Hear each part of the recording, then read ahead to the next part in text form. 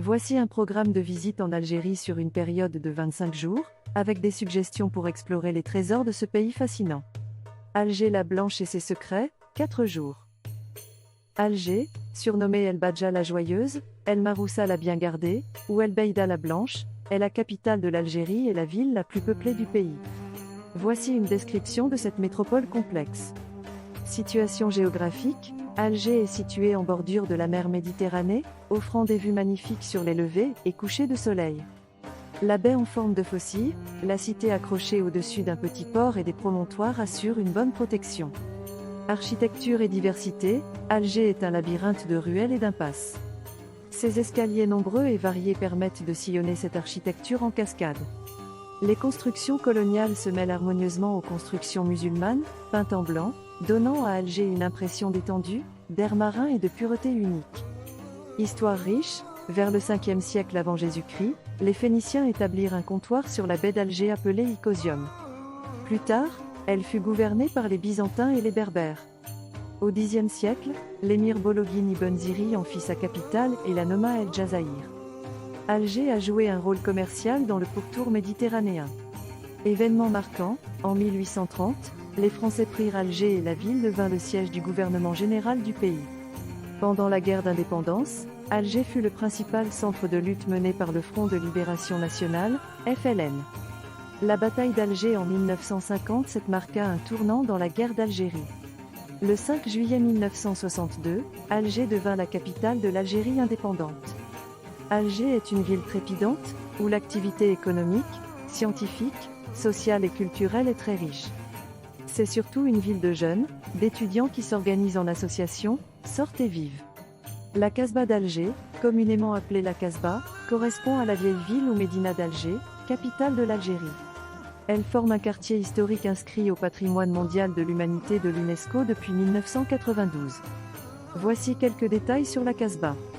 Origine et histoire, la Casbah est située dans la commune de Casbah, au sein de la wilaya d'Alger. Ses premières mentions remontent à l'Antiquité, où elle était d'abord un port punique, puis berbère et enfin romain. Le cadre urbain actuel a été conçu au Xe siècle par les Berbères sous la dynastie des Irides. Elle a atteint son apogée pendant la période de la régence d'Alger, où elle était le siège du pouvoir politique.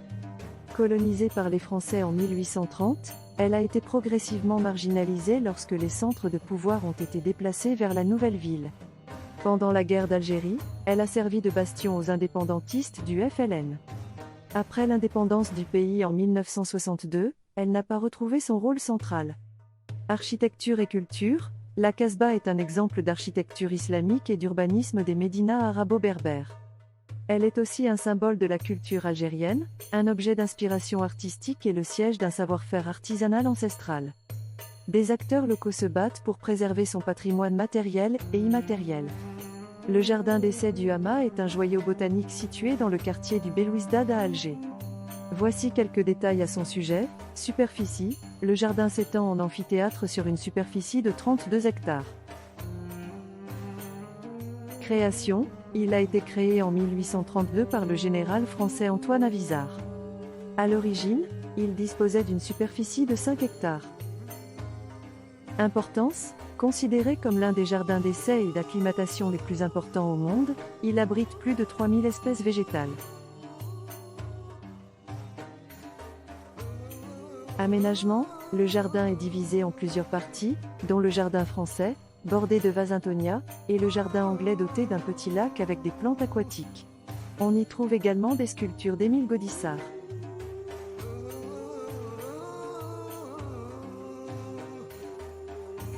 Premier jour, découverte d'Alger. Commencez par une promenade autour des principaux monuments de la ville. Découverte du jardin d'essai du Hama. Prenez le téléphérique pour monter au mémorial du martyr, monument de Makam el-Chadid.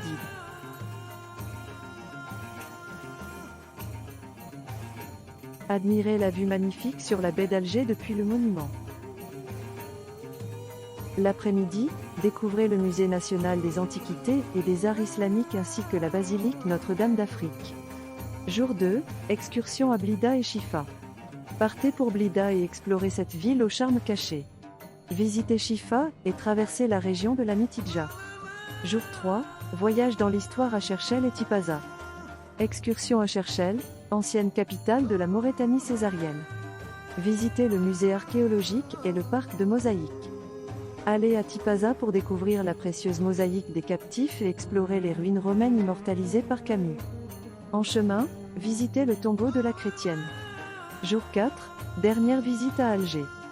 Visitez le musée du Bardo, qui abrite des collections d'ethnographie et de préhistoire saharienne. Explorez le musée des arts populaires situé au bas de la Casbah.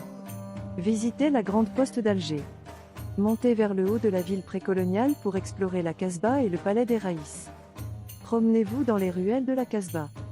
La Kabylie, 2 jours. La Kabylie est une région située dans le nord de l'Algérie. Voici quelques éléments pour mieux la comprendre. Histoire et culture, la Kabylie a une histoire riche et complexe. Elle a été le théâtre de nombreux événements, de la crise berbériste en 1949 à la lutte pour le pouvoir au début des années 60.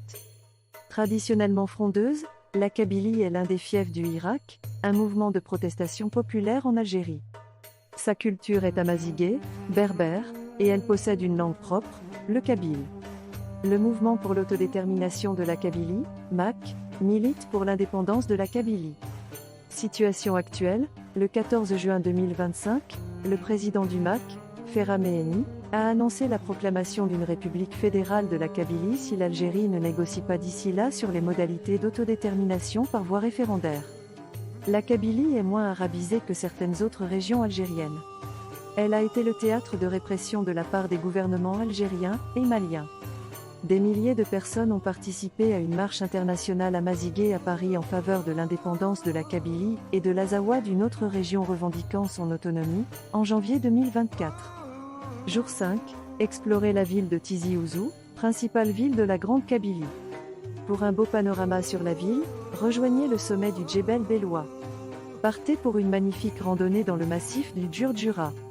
Jour 6, reprenez la route en direction de Béjaïa, une ville portuaire historique. Explorez Béjaïa et son riche patrimoine culturel. Visitez le parc naturel du Gourara, célèbre pour son cap Carbone, le plus grand phare naturel au monde. Explorez le pic des Singes qui porte bien son nom.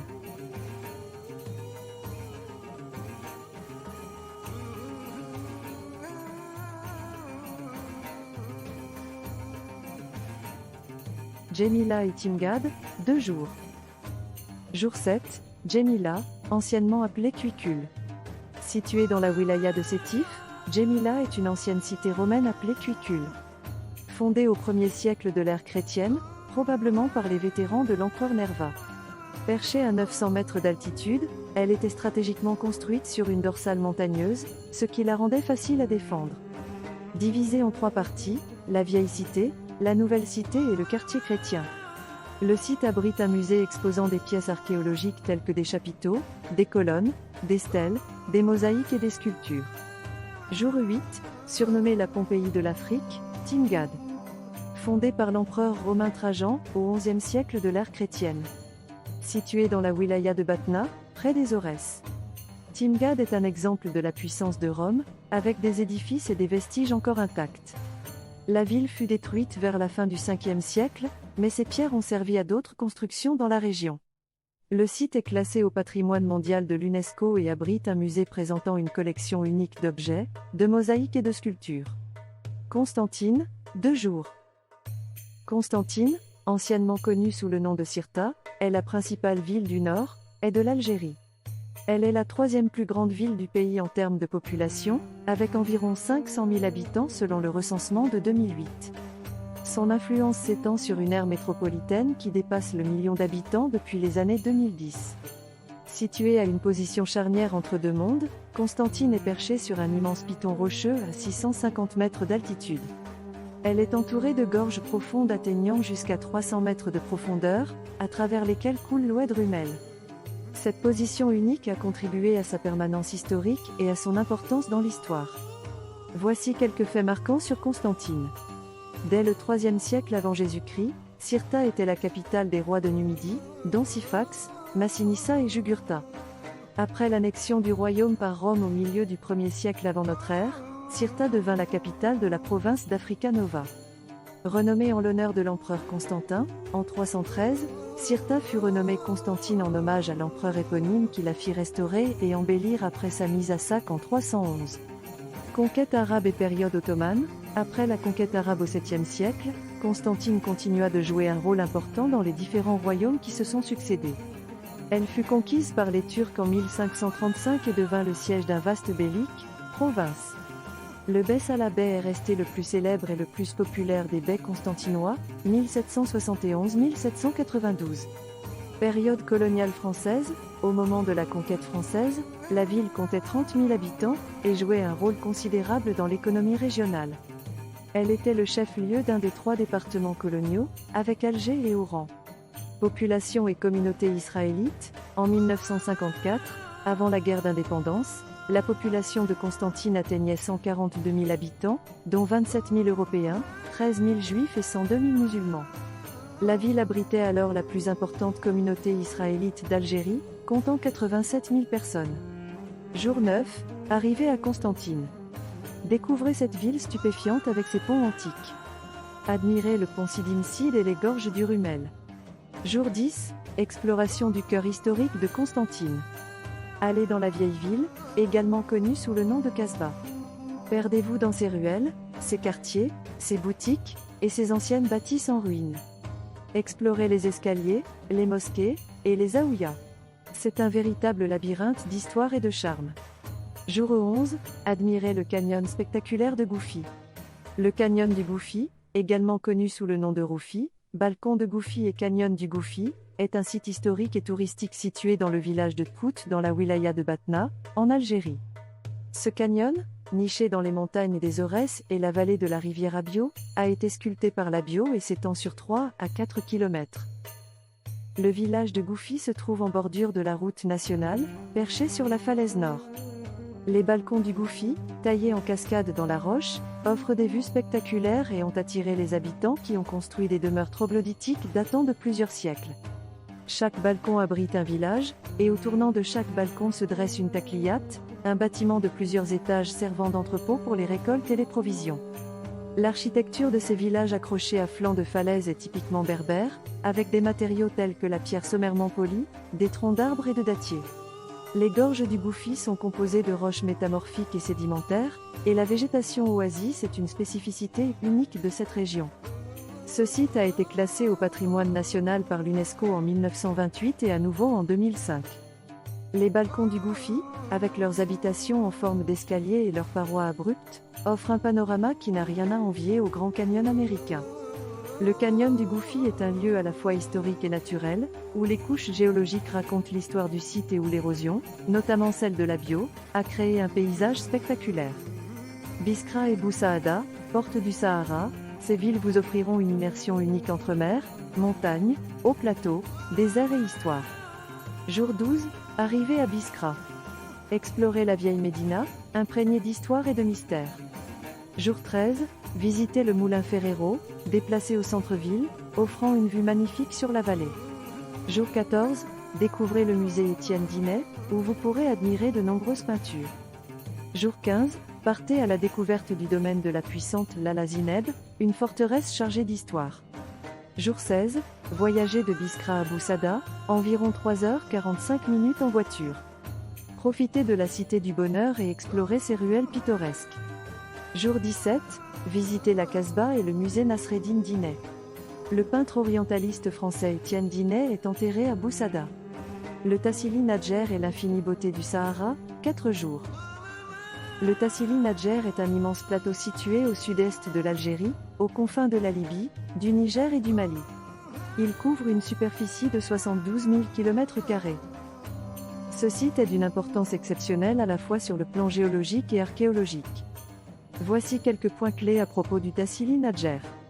Art rupestre préhistorique, le Tassili Nadjer abrite l'un des plus importants ensembles d'art rupestre préhistorique au monde. Plus de 15 000 dessins et gravures ont été découverts, couvrant une période allant de 6 000 avant Jésus-Christ jusqu'au 1er siècle de notre ère. Ces représentations retracent les changements climatiques, les migrations de la faune et l'évolution de la vie humaine aux confins du Sahara. Diversité culturelle, pendant plus de 10 000 ans, Différentes populations se sont succédées dans cette région, laissant derrière elles de nombreux vestiges archéologiques tels que des habitats, des tumuli et des enclos.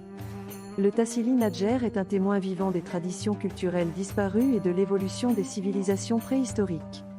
Paysage géologique étrange, outre son importance culturelle, le Tassili Nadjer offre un panorama géologique exceptionnel.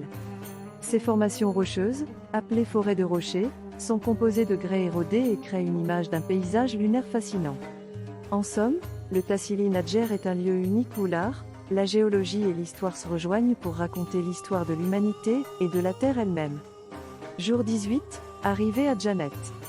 Débutez votre aventure à Djanet, une ville située au cœur du Tassili Nadjer. Installation à l'hôtel et première immersion dans l'atmosphère saharienne.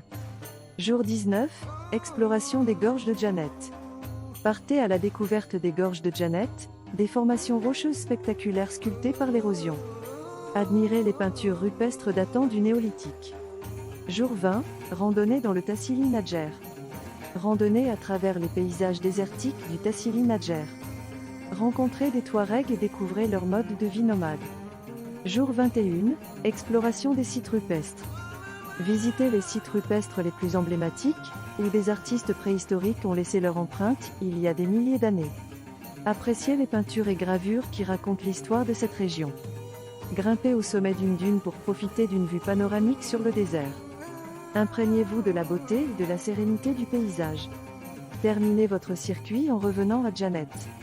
Profitez d'un dernier coucher de soleil sur les dunes du Sahara. Oran, 4 jours. Oran est une agglomération d'1 million d'habitants située dans le nord-ouest algérien, en bordure du golfe d'Oran. Deuxième ville d'Algérie après Alger, sa capitale, cette métropole portuaire est nichée au fond d'une baie ouverte par le nord et surplombée par la montagne de l'Aïdour. Elle qui fut fondée au Xe siècle par les Andalous connut une succession de dynasties arabo-berbères, puis l'occupation espagnole avant d'être reconquise puis de devenir la deuxième ville du pays sous la colonisation française. Suite à l'indépendance acquise par la nation algérienne au milieu du siècle dernier, elle demeure tout de même la capitale économique de l'ouest du pays et un centre économique de premier plan à l'échelle de toute l'Afrique du Nord. De plus, elle ne manque pas d'atouts pour susciter l'envie chez le visiteur potentiel de venir visiter Oran et de s'immerger dans cette cité au confluent de toutes les cultures. Jour 22, découverte du patrimoine. Fort de Santa Cruz, grimpez jusqu'à cette colline de 430 mètres qui surplombe la ville. Le fort de Santa Cruz, témoin de combats entre Ottomans et Espagnols, offre une vue imprenable sur la baie d'Oran. Mosquée Hassan Pacha, construite à la fin du XVIIIe siècle, cette mosquée est un joyau de l'architecture islamique. Son minaret en forme de cône, orné de faïences ottomanes, est un spectacle à ne pas manquer. Jour 23, nature et culture. Jardin citadin méditerranéen, promenez-vous dans ce jardin paisible, où vous trouverez une variété de plantes méditerranéennes, et une vue magnifique sur la mer. Île Habiba, faites une excursion en bateau vers ces îles préservées. Explorez les plages, la faune marine et profitez du soleil. Jour 24, art et histoire. Musée national Habana d'Oran, découvrez l'histoire et la culture d'Oran à travers des expositions fascinantes. Cœur de ville, flânez dans les rues animées, imprégnez-vous de l'ambiance locale et découvrez les marchés, les cafés et les boutiques.